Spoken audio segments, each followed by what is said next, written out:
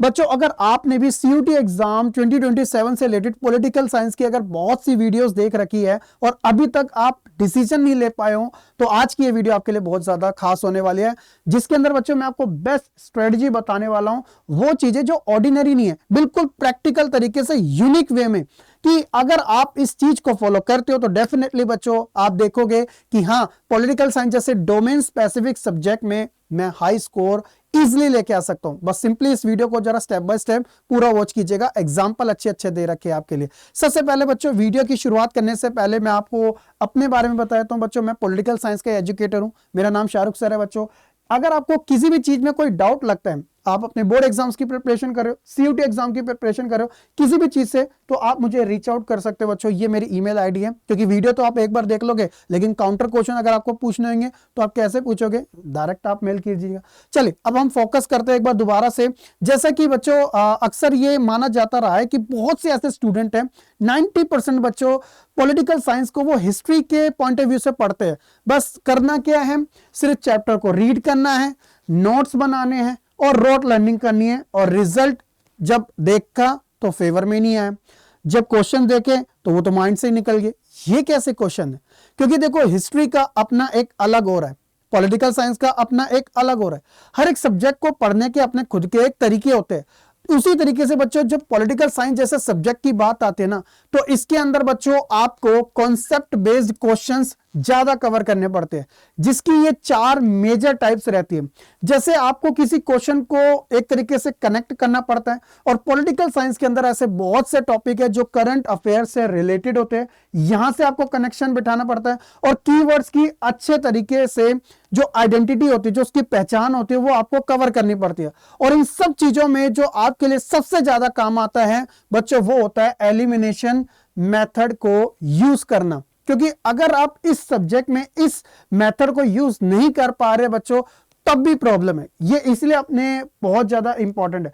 करना कैसे है वो आप देखिएगा। मैं आपको एक प्रैक्टिकल वे में एक क्वेश्चंस यहां पे मैं लेके आया हूं एग्जाम्पल के थ्रू, ताकि आपको समझा सकूं कि आप इस सब्जेक्ट की तैयारी जब करो तो किस तरीके से करनी है। मान लो आप कोई एमसीक्यू कवर कर रहे हो, एक एमसीक्यू है, पॉलिटिकल साइंस का स्टूडेंट है, अच्छे तरीके से पता होगा, उसने अपनी पास्ट क्लासेस में कवर किया होगा फेडरलिज्म के बारे में, जिसे हम संघवाद कहते हैं। जैसे क्वेश्चन आया था कि which of the following is a feature of federalism. 4 option है बच्चों। अब यहां पे आपको सिंपली क्या करना है, एलिमिनेशन मेथड को इस तरीके से अप्लाई करना है। सबसे पहले एलिमिनेशन मेथड के अंदर बच्चों आपको सारे जो ऑप्शंस होते हैं ना, उन्हें पहले रीड आउट करना पड़ता है, कवर करना पड़ता है। जैसे उसके बेसिस पे आप अपना आंसर निकाल सकते हो। जैसे इन्होंने बोला कि concentration of power in the central government, तो अप्लाई कैसे करोगे कि ये नहीं हो सकता। क्यों? क्योंकि ये फीचर नहीं है फेडरलिज्म का। दूसरा है कि division of power between centre and state, ये बच्चों आपका एक तरीके से सही बन रहा है।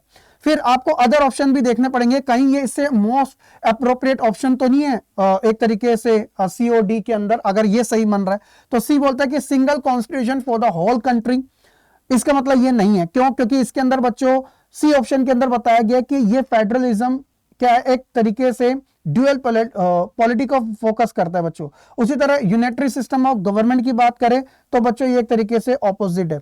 तो यानी कि एसीडी आपका पूरा गलत हो गया। तो एलिमिनेशन मेथड कैसे काम किया, तो आपने हर एक क्वेश्चन को क्या किया, केयरफुल तरीके से उसको रीड किया, इवेल्युएट करा आपने सारे ऑप्शन को एक बार, और उसके बाद एलिमिनेशन मेथड में आपने रॉन्ग जो ऑप्शन थे उन्हें पहले क्या कर दिया, कट आउट कर दिया, यानी कि रिमूव कर दिया, ताकि बच्चों आपका जो दायरा है वो और ज्यादा कम हो जाए। फिर बच्चों नैरो डाउन द चॉइस, यानी कि जहां 4 ऑप्शन में से एक सही चूज करना था, अब बच्चों ऐसा होता है एलिमिनेशन मेथड में कि हमने किसी 2 ऑप्शन को कट आउट कर दिया, 2 हमारे पास बढ़े, तो हम 50-50 का चांस ले सकते हैं। जहां में 25 ईच देना पड़ रहा था परसेंटेज वाइज 4 ऑप्शन में, अब हम 50-50 का गेम खेल सकते हैं। तो ये आपके लिए सबसे बेस्ट ऑप्शन रहता है जब आप अपनी प्रिपरेशन करते हो, चीजों को समझते हो, तो एलिमिनेशन मेथड बच्चों आपके लिए यहां पे काम करता है। उम्मीद है कि आपको यहां तक तो समझ आ ही चुका होगा। नेक्स्ट हम बात करते हैं बच्चों रूल नंबर 1 की, जो कि है एनसीईआरटी को न्यूज़पेपर को बनाना। अब ये क्यों मैं आपके लिए कह रहा हूं, देखो याद रखिएगा, एक स्टूडेंट होता है बोर्ड वाला, एक स्टूडेंट होता है सीयूटी वाला।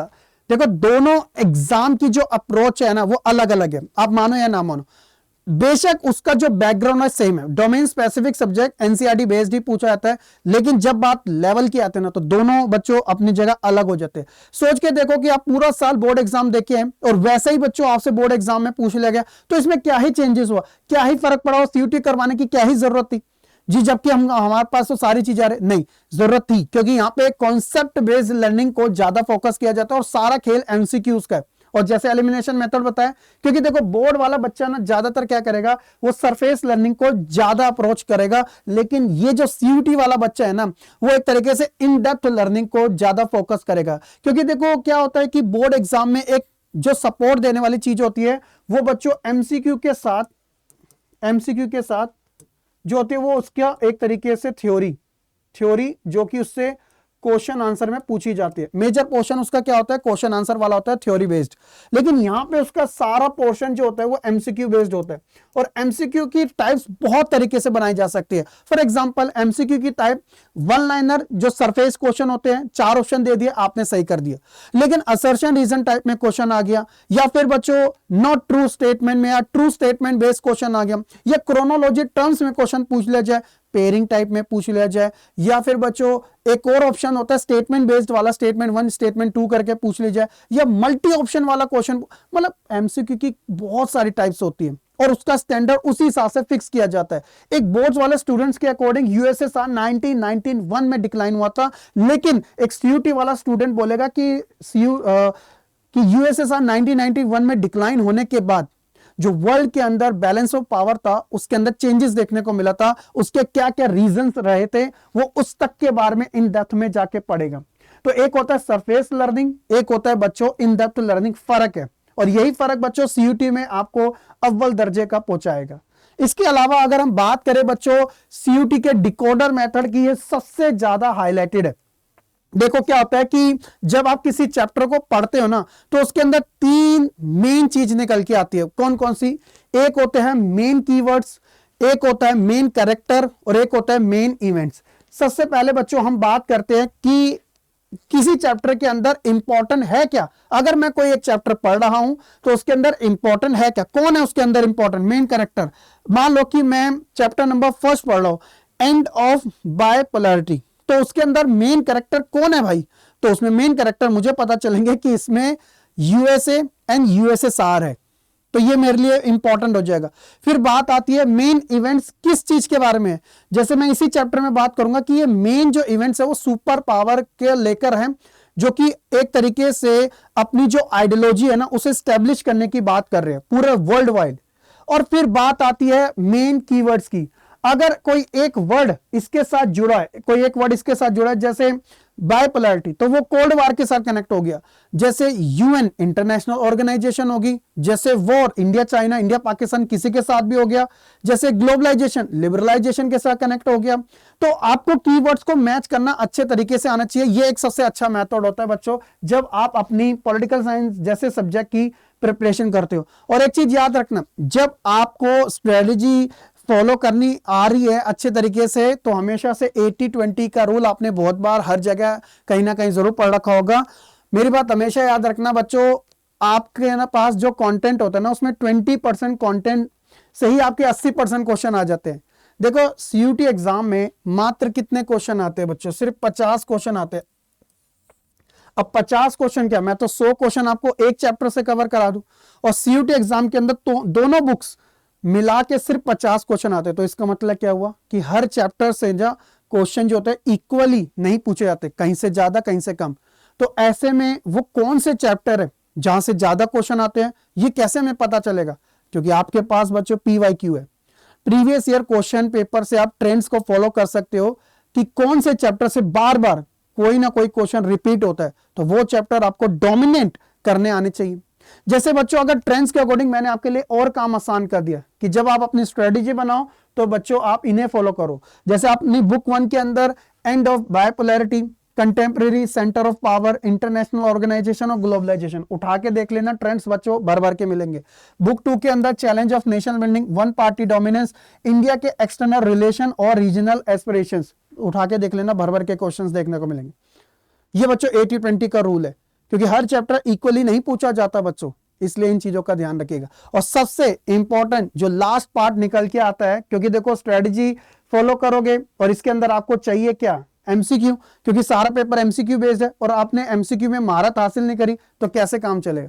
तो ये है बच्चों एमसीक्यू की एक प्रॉपर स्ट्रेटजी, जिसे आप किसी भी क्वेश्चन को इन 4 स्टेप में जरूर अप्लाई कीजिएगा जब सोल्व करो तो।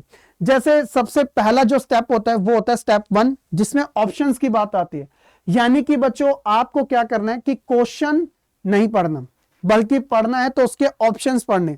क्योंकि यकीन मानो जब आप ऑप्शंस को अच्छे तरीके से, एलिमिनेशन मेथड में क्या बोलाता है, ऑप्शन को जो बच्चा अच्छे तरीके से पढ़ लेता है ना, वो अच्छे तरीके से क्लियर कर ले। क्योंकि याद रखिएगा भाई, प्रीवियस ईयर क्वेश्चन पेपर आपके लिए अवेलेबल है, किसी भी क्वेश्चन को पढ़ लो, बच्चा पहली बार में पढ़ के बोलेगा मुझे पता है इस क्वेश्चन का, मतलब क्वेश्चन मैंने सुन रखा है, पढ़ रखा है, लेकिन जैसे ही वो ऑप्शन के ऊपर आएगा ना, कंफ्यूज हो जाएगा, अबे यार ये कैसा ऑप्शन है, मुझे ये भी सही लग रहा है, ये भी सही लग रहा है। अब यहाँ पे स्पीड, एक्यूरेसी और नेगेटिव मार्किंग को ध्यान में रखते हुए अपना आंसर लगाना पड़ता है।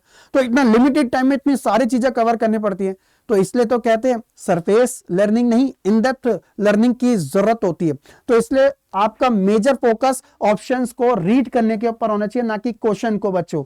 इसके अलावा फिर बात आपकी आती है कीवर्ड्स। जो भी कीवर्ड्स होता है उसको सबसे पहले हाईलाइटेड करो, यानी कि आइडेंटिफाई करो। फिर उसके बाद बच्चों वही मेथड जो एलिमिनेट वाला होता है, कि यानी कि स्टेप 3 के अंदर कम से कम 2 ऑप्शन, जो 2 ऑप्शन है उसे एलिमिनेट कर दो, हटा दो। अब जो सारे बात आती है वो आती है बच्चों सिर्फ 2 आपके ऑप्शंस पे, जहां पे बच्चों आपको लॉजिक लगाना पड़ता है, लॉजिक लगाना पड़ता है।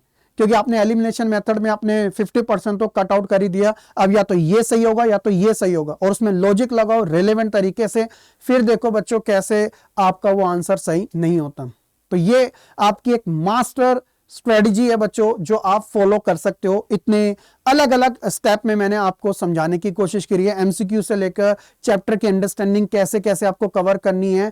ये अगर स्ट्रेटजी आप चाहते हो इन फ्यूचर रियल वे में अप्लाई करना, जिसमें बच्चों मैं आपको मेंटोर कर सकूं, मैं आपके साथ रहूं बच्चों, तो ये तब भी पॉसिबल है। अब वो कैसे पॉसिबल है बच्चों, अगर आपको कोई दिक्कत आती है तो you can join this batch. जी हाँ बच्चों, ये है हमारा स्पेशली CUT 2027 से रिलेटेड आरएम 2.0 बैच, जिसके अंदर बच्चों सिर्फ मेरा ही सब्जेक्ट नहीं, बल्कि हर एक सब्जेक्ट आपको मिलेगा। चाहे बच्चों वो साइकोलॉजी हो, चाहे वो हिस्ट्री हो, सोशियोलॉजी हो बच्चों, इकोनॉमिक्स हो, ज्योग्राफी हो, पॉलिटिकल साइंस हो, इंक्लूडिंग बच्चों इंग्लिश एंड GAT, हर एक सारे सब्जेक्ट बच्चों आपको आपकी प्रिपरेशन में कि किस तरीके से आपको कवर करना है, कैसे, सब चीज आपको मिलेगी। तो आप इस बैच को ज्वाइन कर सकते हो, और सिंपली ज्वाइन करने का बहुत ही सिंपल मेथड है। ये है बच्चों अड्डा 24/7 की ऑफिशियल वेबसाइट। सेम इसका UI जो है आपको मोबाइल ऐप में मिलेगा, जो अड्डा 24/7 की मोबाइल ऐप है, प्ले स्टोर ऐप स्टोर से डाउनलोड कर लेना। जब डाउनलोड करोगे तो बच्चों यहाँ पे कुछ इंस्ट्रक्शन को फॉलो कर लेना। ऑल कोर्स पे जाके UG PG एंट्रेंस पे क्लिक करना। क्योंकि अगर आप ऑब्वियसली आर्ट्स के ही हो, तो आर्ट्स वाला बच्चा भी, साइंस वाला बच्चे का भी मन करता है कि वो ग्रेजुएशन में B honours political science, history, geography करना चाहे, तो उनके लिए भी।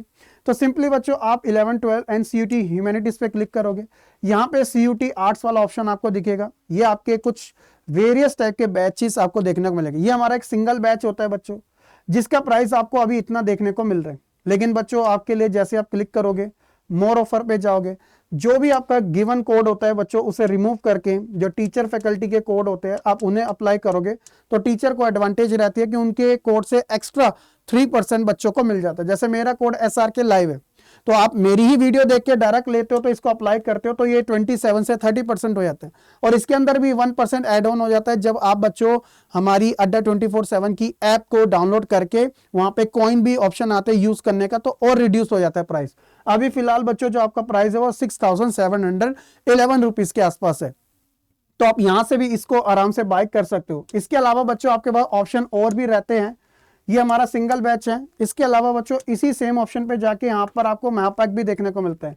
महापैक में ये सारे ऑप्शंस आपको मिलते हैं। बस सिंपली एक सब्सक्रिप्शन प्लान है बच्चों, जिसमें वन टाइम अगर आप बाय करोगे तो जितने भी आपके न्यू ओल्ड बैचेस होते हैं वो सब आपको फ्री में मिलेंगे पूरे सेशन में। तो आपको बार बार लेने की जरूरत नहीं है। एक सब्सक्रिप्शन प्लान है, अगर आप इसमें इंटरेस्टेड हो तो इसमें ले सकते हो। अगर आप बच्चों सिंगल बैच में इंटरेस्टेड हो जिसमें आपको फुल कोर्स चाहिए तो आप उसमें भी ले सकते हो। और आपको पता ही है एक्स्ट्रा डिस्काउंट के लिए आप ये जो कोड है उसका यूज कर सकते हो। और स्टिल अगर आपका कोई डाउट है तो आप मुझे कमेंट सेक्शन में बिल्कुल बताइएगा, मैं वहां पर भी आपका रिप्लाई करूंगा। बाकी मैंने मेल आईडी आपको स्टार्टिंग में बता दी थी, आप वहां से भी मेरे से रीच आउट कर सकते हो। बहुत बहुत शुक्रिया आज की इस वीडियो में। मिलते हैं फिर किसी नेक्स्ट वीडियो के साथ। खुश रहे, पढ़ते रहे और ऐसे ही आगे बढ़ते रहे। जय हिंद।